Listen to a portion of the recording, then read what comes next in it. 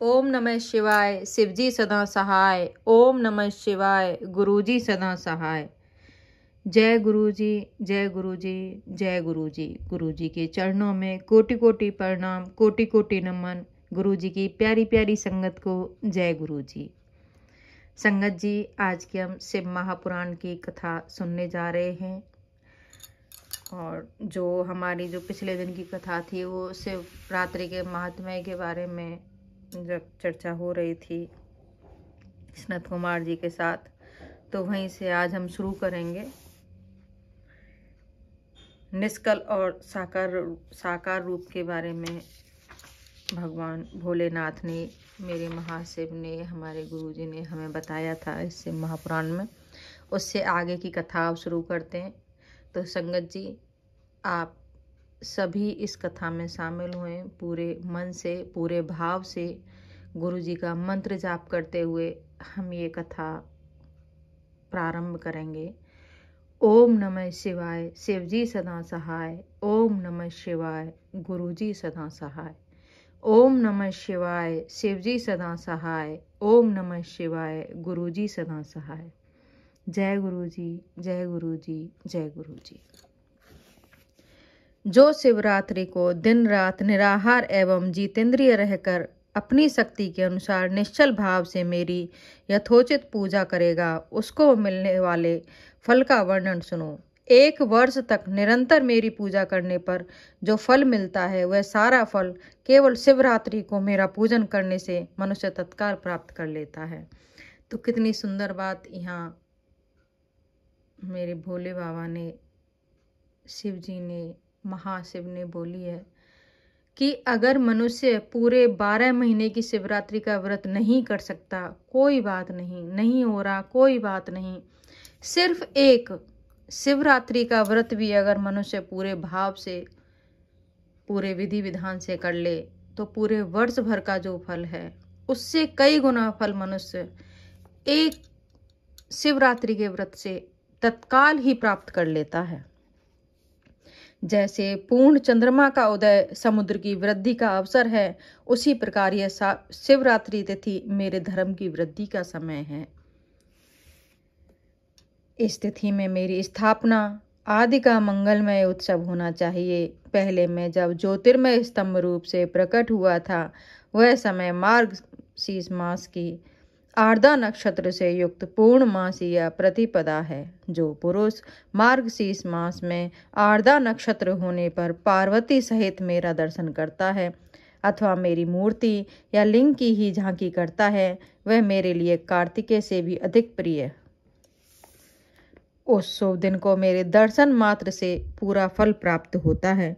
यदि दर्शन के साथ साथ मेरा पूजन भी किया जाए तो इतना अधिक फल प्राप्त होता है कि उसका वाणी द्वारा वर्णन नहीं हो सकता।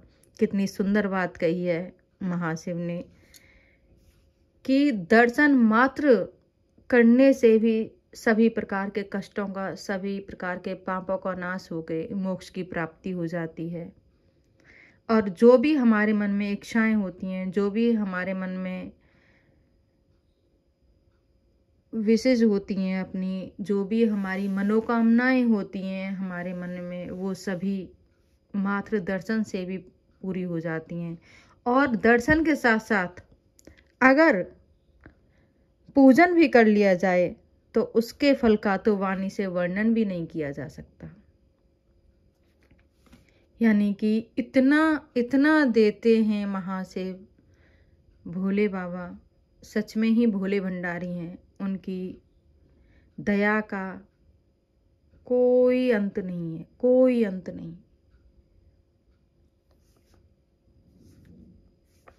वहां पर मैं लिंग रूप से प्रकट होकर बहुत बड़ा हो गया था, अतः उस लिंग के कारण यह भूतल लिंग स्थान के नाम से प्रसिद्ध हुआ।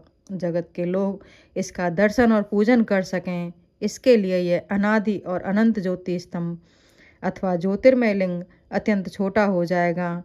यह लिंग सब प्रकार के भोग सुलभ कराने वाला तथा भोग और मोक्ष का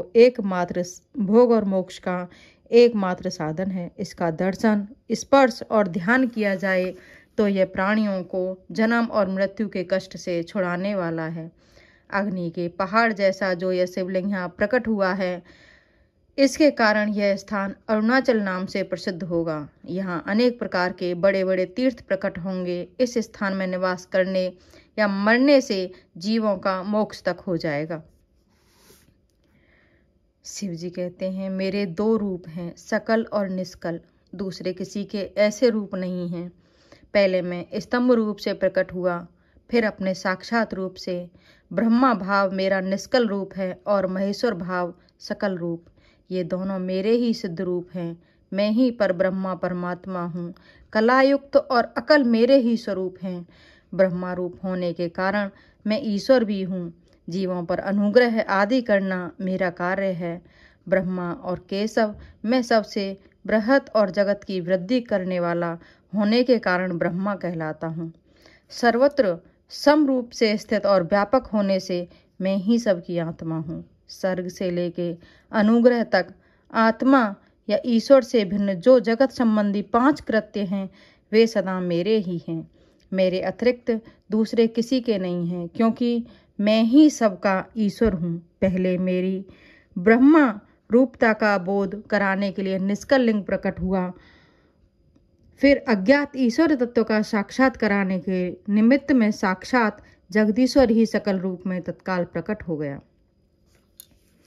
अतः मुझ में जो ईश्वरत्व है उसे ही मेरा सकल रूप जानना चाहिए, तथा जो यह मेरा निष्कल स्तंभ है वह मेरे ब्रह्मा स्वरूप का बोध कराने वाला है। यह मेरा ही लिंग चिन्ह है। तुम दोनों प्रतिदिन यहाँ रहकर इसका पूजन करो। यह मेरा ही स्वरूप है और मेरे सामीप्य की प्राप्ति कराने वाला है। लिंग और लिंगी में नित्य अभेद होने के कारण मेरे इस लिंग का महान पुरुषों को भी पूजन करना चाहिए। मेरे एक लिंग की स्थापना करने का यह फल बताया गया है कि उपासक को मेरी समानता की प्राप्ति हो जाती है। यदि एक के बाद दूसरे शिवलिंग की भी स्थापना कर दी गई, तब तो उपासक को फल रूप से मेरे साथ एकत्व सायुज्य मोक्ष रूप फल प्राप्त होता है। प्रधानतया शिवलिंग की ही स्थापना करनी चाहिए। मूर्ति की स्थापना, उसकी उपेक्षा गौड़ कर्म है। शिवलिंग के अभाव में सब ओर से सवेर मूर्ति युक्त होने पर भी वह स्थान क्षेत्र नहीं कहलाता। जय गुरु जी, जय गुरु जी, जय गुरु जी। संगत जी, आज की कथा को हम यहीं विराम दे रहे हैं। ओम नमः शिवाय। शिवजी सदा सहाय। ओम नमः शिवाय। गुरुजी सदा सहाय। ओम नमः शिवाय। शिवजी सदा सहाय। ओम नमः शिवाय। गुरुजी सदा सहाय। संगत जी, आप सभी को होली की बहुत बहुत शुभकामनाएं। ये होली आपके घर में सुख, शांति, समृद्धि लेकर आए। आपकी हर मनोकामना इस होली के पावन पर्व पर पूरी हों। मेरी गुरुजी से अरदास है संगत जी, आप सभी की तरफ से अरदास है गुरुजी के चरणों में। ये जो भी सारी संगत के ऊपर जो भी कोई कष्ट हो, जो भी कोई परेशानी हो, जो भी कोई तकलीफ़ें चल रही हों, कोई दुख दर्द, कोई बीमारी, रोग, कष्ट जो भी हो, वो सारी इस होलिका दहन की पावन अग्नि में समाप्त हो जाएं और पूरी संगत गुरुजी के आशीर्वाद की छाँव में ब्लेस हो जाएं। हे मेरे गुरुजी महाराज, सब पर अपनी ऐसी कृपा दृष्टि बनाए रखना।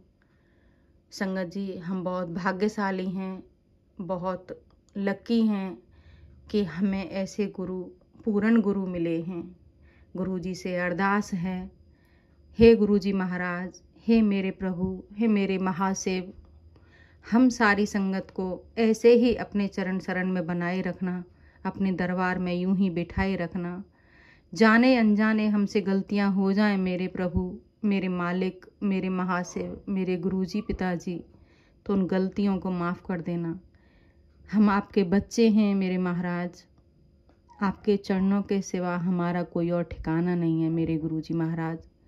अपनी सारी संगत को, अपने सारे संगत परिवार को ऐसे ही ब्लेस करते रहना मेरे प्रभु।